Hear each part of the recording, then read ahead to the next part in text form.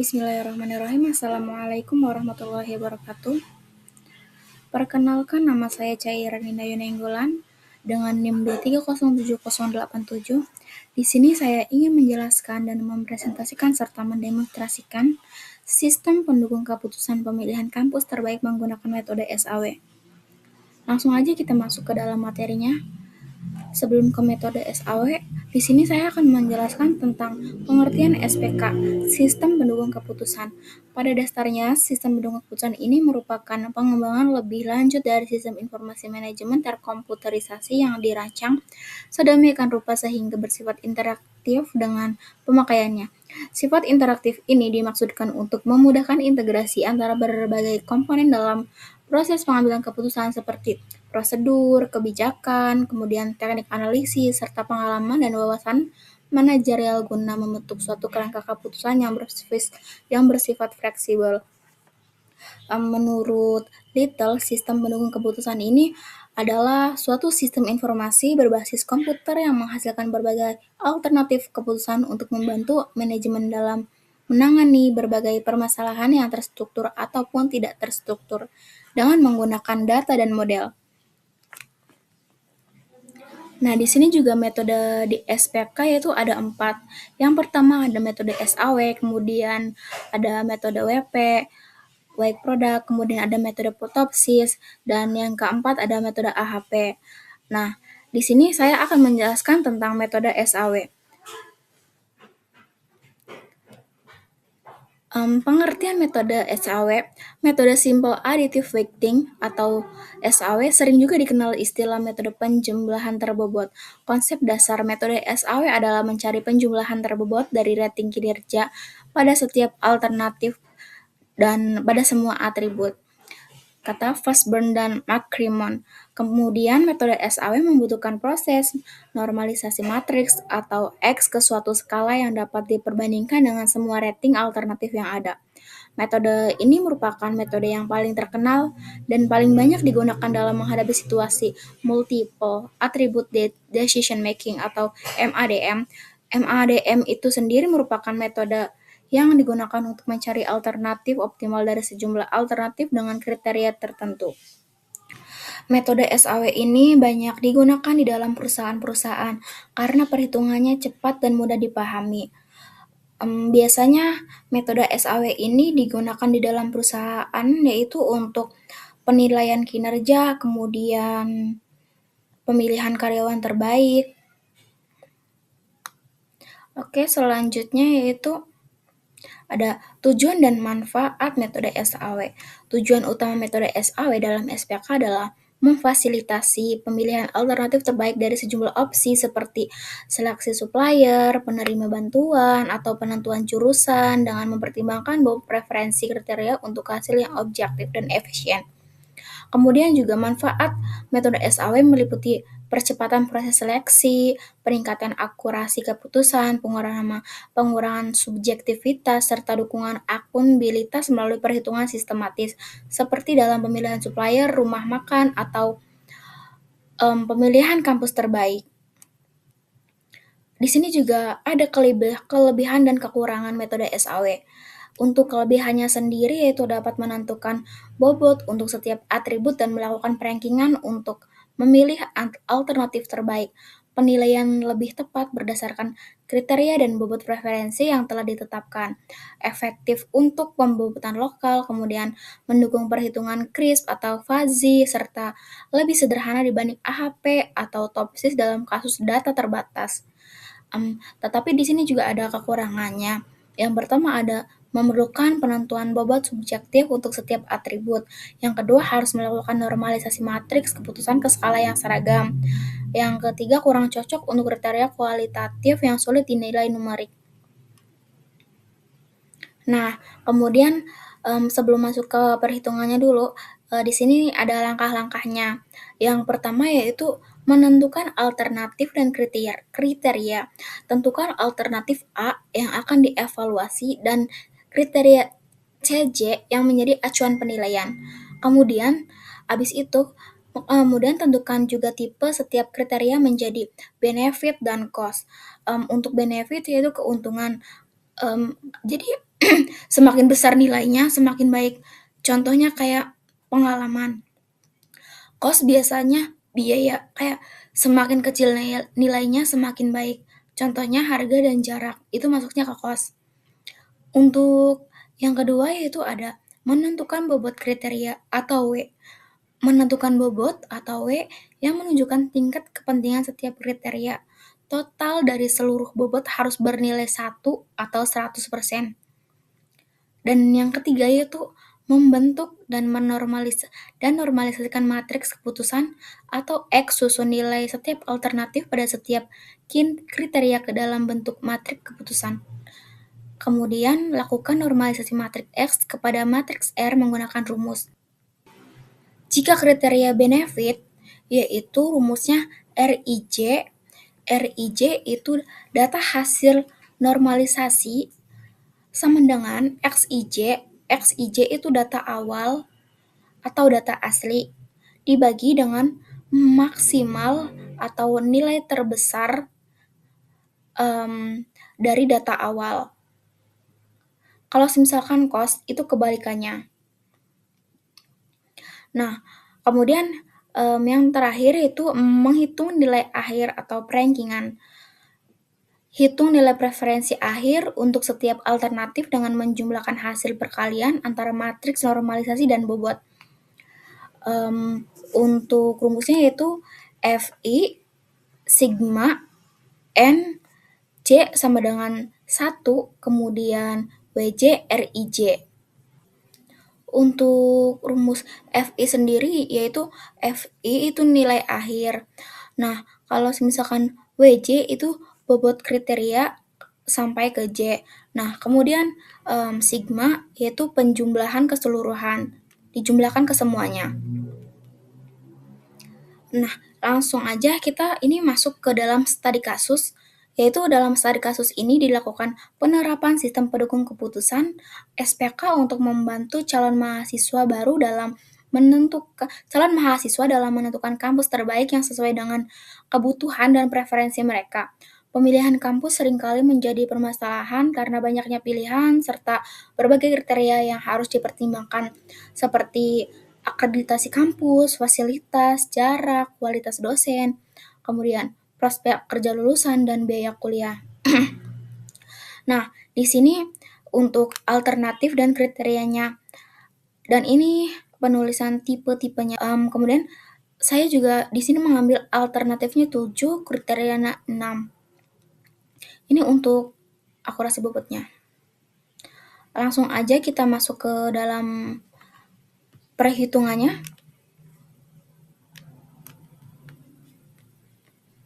Bentar, ini saya hapus dulu.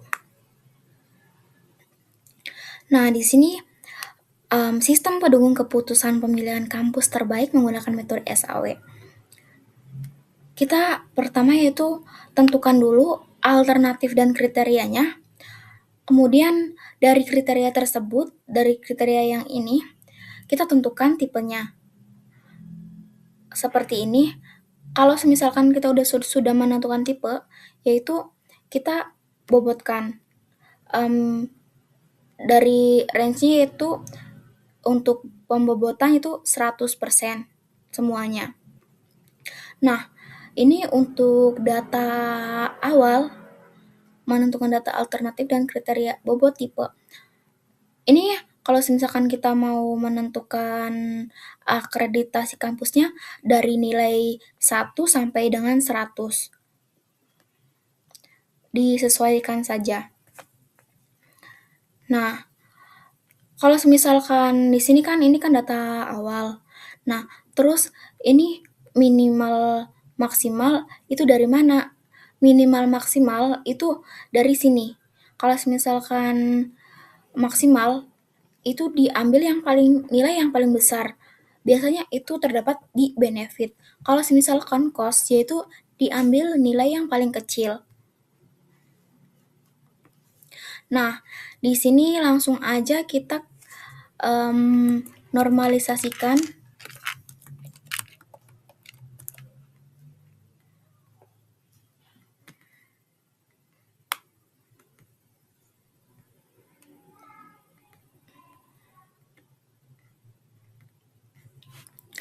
Untuk normalisasi itu sendiri yaitu didapat nilainya dari data kita yang awal ini. Nah, dari Universitas A bagi dengan ini.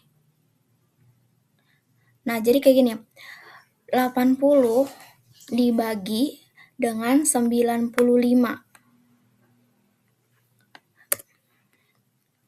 Nah, hasilnya seperti ini. Kalau misalkan kita mau langsung dideret aja ke bawah, menggunakan rumus seperti ini. Sama dengan, kemudian kita klik dari Universitas A sampai ke Universitas G, terus kita bagi aja, dibagi dengan, ini kan maksimal. Nah, kita klik aja yang ini, kemudian kita enter. Itu bakal langsung muncul semua kayak gini. Soalnya kalau misalkan yang satu-satu itu bakal membutuhkan waktu yang lama. Untuk selanjutnya juga sama seperti itu.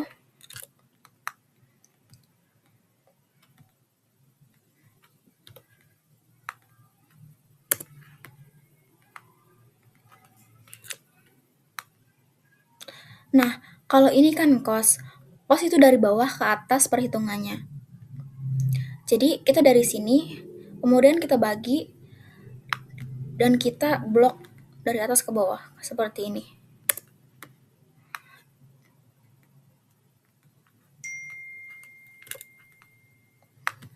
Kalau misalkan benefit itu dari atas ke bawah.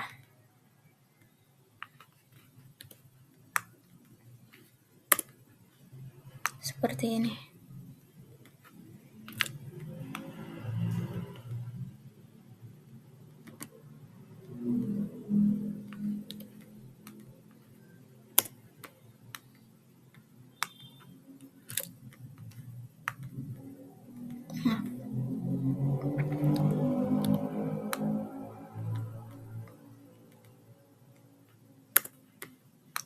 Nah, ini kan sudah semua. Kalau misalkan kita udah selesai mencari normalisasinya, nah, kemudian kita langsung ke pembobotan.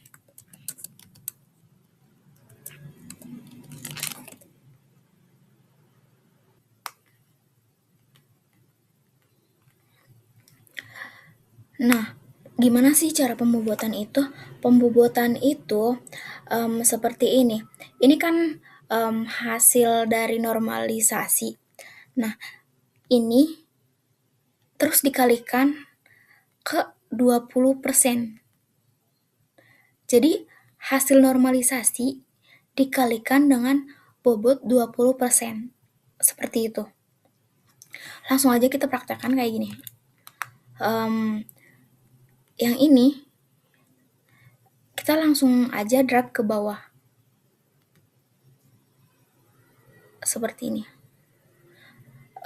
Biar jangan ada pagarnya, kita kayak gini. Nah, kita kalikan dengan 20%. Kita enter. Ini hasilnya. Oh ya, kalau misalkan di pembobotan itu nggak ada nggak ada ketentuan untuk perhitungan cost dan benefit itu nggak di atas di bawah, itu bebas.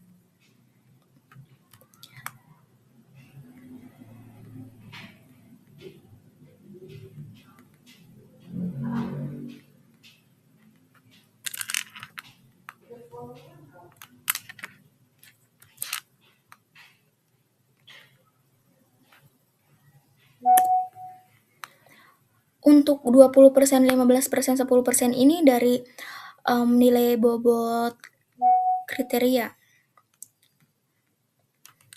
untuk cost.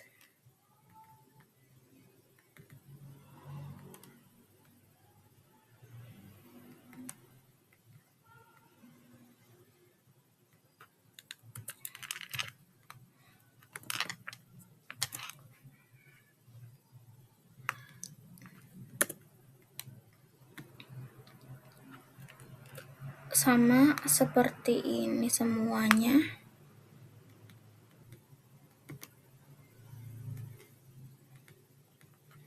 Nggak tahu ini kenapa jadinya pagar. Kemudian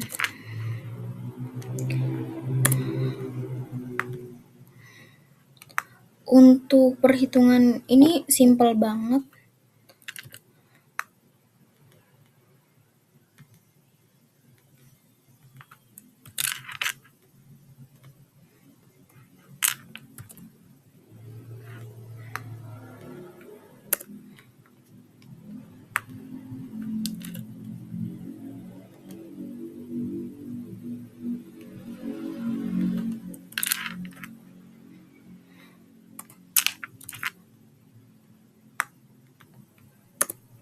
Nah, ini kan kita udah semua ya pembobotan.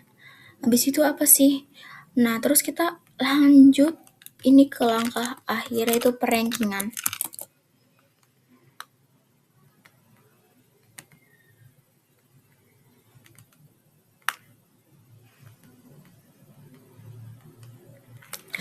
Untuk perankingan sendiri yaitu itu jumlah semua dari hasil pembobotan yang ini nih, kayak akreditasi kampus, kemudian fasilitas, jarak, kualitas dosen, itu kita semuanya ditambahkan semua. Jadi hasil dari akreditasi kampus ditambah fasilitas, kemudian ditambah jarak, kemudian kualitas dosen, kemudian prospek kerja lulusan, yang terakhir biaya kuliah. Dan itu dideret aja langsung, ditambahin semua. Sebentar, ini juga kita ditambahkan. Klik sum kan. Kemudian dari sini kita deret aja ke sini. Nah, kan udah. Langsung aja kita enter. Tuh, hasilnya seperti ini. Biar kita simple, seperti biasa, kita tarik aja ke bawah. Perankingan tuh nentuin mana hasil yang paling bagus pemilihannya atau yang paling terbaik untuk pemilihan kampus yang calon mahasiswa tuju. Itu rank sama dengan rank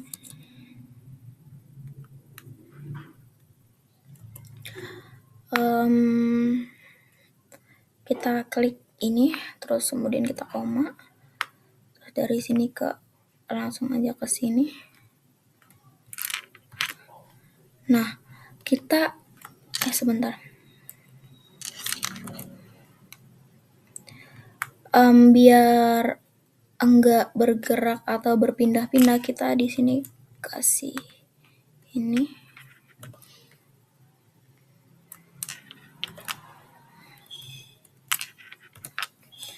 Dan kita enter aja. Nah, ini untuk perankingannya. Jadi kampus terbaik yaitu adalah kampus Universitas D. Nah, jadi untuk kesimpulannya sendiri yaitu berdasarkan hasil perankingan, kampus dengan Universitas D memperoleh nilai tertinggi sebesar 0,868943,299 sehingga kampus ini direkomendasikan sebagai kampus pilihan terbaik. Segitu saja presentasi dari saya. Kurang dan lebihnya mohon maaf. Billahi taufiq wal hidayah. Wassalamualaikum warahmatullahi wabarakatuh.